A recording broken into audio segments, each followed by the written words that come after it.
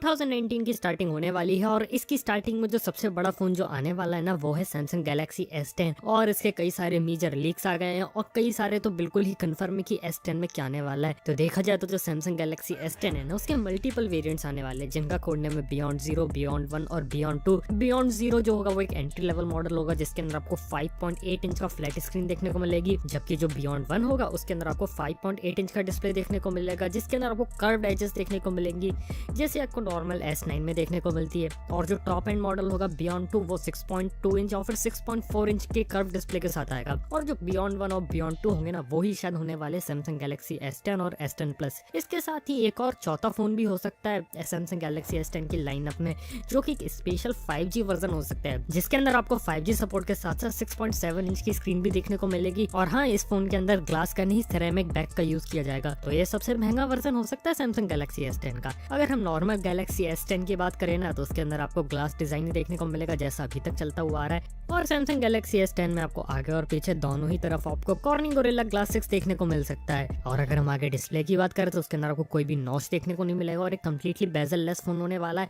और शायद हो सकता है सैमसंग इस बार इसमें से चिन वगैरह भी रिमूव कर दे। और अगर हम बात करें इसमें से नॉच नहीं होने वाला तो उसके अंदर जो फ्रंट कैमरा है वो किधर जाएगा, तो उसके अंदर सैमसंग अपना इन्फिनिटी ओ डिस्प्ले यूज करने वाली है जिसे सैमसंग ने अभी अपनी जो डेवलपर कॉन्फ्रेंस हुई थी ना उसके अंदर शोकेस किया था। इसके अंदर फोन के अंदर साइड में एक छोटा सा होल होगा और उसी होल के अंदर आपको सेल्फी कैमरा देखने को मिलेगा। अब देखा जाए तो इस टेक्नोलॉजी के लिए सैमसंग ने अपना एक M9 OLED डिस्प्ले बनाया है जिसके अंदर DPSS लेजर ड्रिल का यूज किया गया है होल करने के लिए। और जो DPSS है उसका मतलब ये है कि diode pumped solid state laser, इसका यूज करके जो डिस्प्ले है उसके अंदर एक होल किया गया है और उस होल के अंदर फ्रंट कैमरा और इंफ्रारेड सेंसर्स को घुसाया गया है। और बाकी पूरी तरीके से फोन जो होगा वो पूरी तरीके से बेजल लेस होगा और जो स्क्रीन का जो रेजोल्यूशन होगा ना वो भी आपको शायद 1440p ही देखने को मिल सकता है, कोई 4K रेजोल्यूशन देखने को ना मिले। और इसके साथ अगर हम इसके प्रोसेसर पे आते हैं तो इसके अंदर आपको सैमसंग का बनाया हुआ लेटेस्ट Exynos 9820 प्रोसेसर देखने को मिलेगा जिसके अंदर सैमसंग ने बोला है कि जिसका जो NPU है ना वो AI के लिए बेस्ट है और ये 8 नैनोमीटर की टेक्नोलॉजी पर बेस्ड है। लेकिन पता नहीं सैमसंग ने ऐसा क्यों किया है क्योंकि एप्पल का भी 7 नैनोमीटर वाला प्रोसेसर आता है, हुआवे का किरिन 980 में भी 7 नैनोमीटर आता है और आने वाले समय में जो स्नैपड्रैगन 855 आने वाला है उसके अंदर भी 7 नैनोमीटर देखने को मिलता है। तो देखने वाली बात यह है कि इस प्रोसेसर की परफॉर्मेंस दूसरे प्रोसेसर्स के कंपैरिजन में कैसी होती है। इसके साथ ही जो सैमसंग गैलेक्सी S10 है उसके अंदर जो स्टोरेज होगा वो होगा UFS 3.0 बेस्ड, यानी कि जो रीड और राइट की जो स्पीड होंगी ना वो आपको बहुत ही ज्यादा देखने को मिलने वाली है, यानी कि 23 गीगाबिट्स पर सेकंड। तो ये काफी ज्यादा हो सकता है। अगर हम स्टोरेज की बात करें तो ये मैक्सिमम स्टोरेज 512 GB के साथ आ सकता है जैसा कुछ आपको सैमसंग गैलेक्सी नोट 9 में देखने को मिला था। और रैम की बात करें तो कोई भी DDR5 रैम नहीं आने वाली, इसके अंदर भी आपको LPDDR4X रैम ही देखने को मिलेगी जो हो सकती है शायद इस पर 6 GB या फिर 8 GB। और जो हाई एंड वर्जन आने वाला है 5G वर्जन हो सकता है उसके अंदर आपको 10 GB रैम भी देखने को मिल जाए। तो ये काफी इंटरेस्टिंग बात हो सकती है अगर ऐसा होता है तो। इसके साथ ही अगर सॉफ्टवेयर की बात करें तो ये out of the box Android Pie के ऊपर चलेगा और इसके अंदर सैमसंग का जो लेटेस्ट UI है ना सैमसंग वन UI और वो ही देखने को मिलेगा। बाकी S10 के अंदर जो कलर वेरिएंट्स की बात करें तो हो सकता है कि इस बार आपको नए नए कलर वेरिएंट्स देखने को मिल जाए क्योंकि S9 का कोई स्पेशल कलर वर्जन नहीं आया था।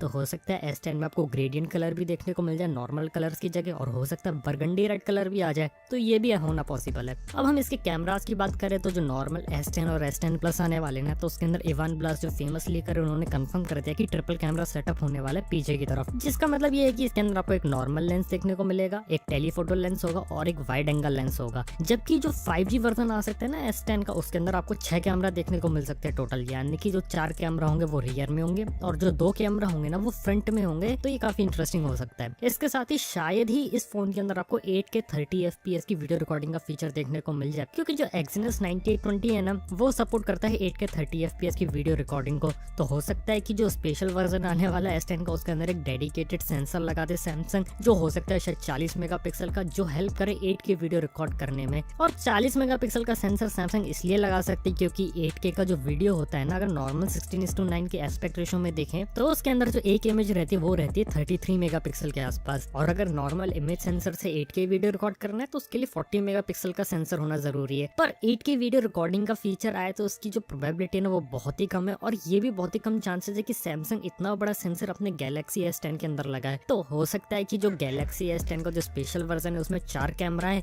लेकिन उनका जो इम्प्लीमेंटेशन है ना वो काफी कुछ सैमसंग गैलेक्सी A9 जैसा हो सकता है। इसके साथ ही जो चीज पॉसिबल है वो है 4K 150 FPS की स्लो मोशन वीडियो रिकॉर्डिंग। तो ये 4K में जो स्लो मोशन की जो वीडियो वीडियो रिकॉर्डिंग है इसका फीचर आने की प्रोबेबिलिटी ज्यादा है बजाय की 8K वीडियो की, क्योंकि 8K डिस्प्लेज आज की डेट में अवेलेबल है नहीं और दूसरे किसी भी फोन के अंदर आपको 8K वीडियो रिकॉर्डिंग का सपोर्ट देखने को नहीं मिलता। तो शायद ये चीज सैमसंग गैलेक्सी S10 में नहीं है। और जो चीज कंफर्म हो सकती है वो ये हो सकती है कि जो S10 और S10 प्लस आने वाले हैं ना, इनके अंदर जो नॉर्मल कैमरा लगा होगा ना, उसके अंदर आपको डुअल अपर्चर टेक्नोलॉजी का यूज देखने को मिल सकता है, जैसे कुछ S9 और आपको Note 9 में देखने को मिला था ना, ठीक वैसा ही हो सकता है। और इसमें हो सकता है थोड़े बहुत चेंजेस करके इस पर ट्रिपल अपर्चर का सिस्टम कर दे, यानी कि 3 अपर्चर की लेवल कर दे। तो अगर ये भी होता है तो काफी कमाल की चीज हो सकती है।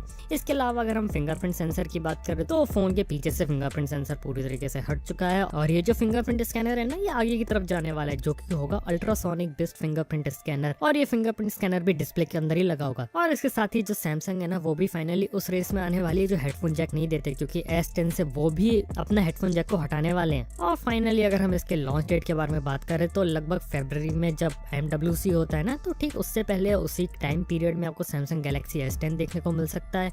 और उसका जो स्पेशल 5G वर्जन आने वाला है ना, तो वो हो सकता है बाद में लॉन्च करे सैमसंग। और जो 5G वर्जन होगा ना, तो हो सकता है वो एक्सक्लूसिव हो सिर्फ कुछ ही कंट्रीज के लिए, जैसे कि कोरिया हो गया, USA हो गया, UK हो गया। सिर्फ कुछ ही कंट्रीज में उसका स्पेशल 5G वर्जन आ सकता है जहाँ पे 5G अवेलेबल है। अगर हम इंडिया की बात करें तो इंडिया में 5G है नहीं, तो बहुत ही कम चांसेस है कि जो 5G वर्जन होगा ना सैमसंग गैलेक्सी S10 का, वो शायद ही आपको इंडिया में देखने को मिले। तो दोस्तों ये थे कुछ लीक्स जो बताते हैं कि सैमसंग गैलेक्सी S10 में क्या क्या आ सकता है, और इनमें से 90% जो चीजें ना वो लगभग कंफर्म है और कुछ चीजें फ्यूचर में बदल भी सकती है। बाकी आप लोग नीचे कमेंट में बताओ कि आप लोगों को S10 इनोवेटिव लगता है या नहीं। थैंक यू आपका वीडियो देखने के लिए। मैं आपसे मिलता हूँ नेक्स्ट वीडियो में।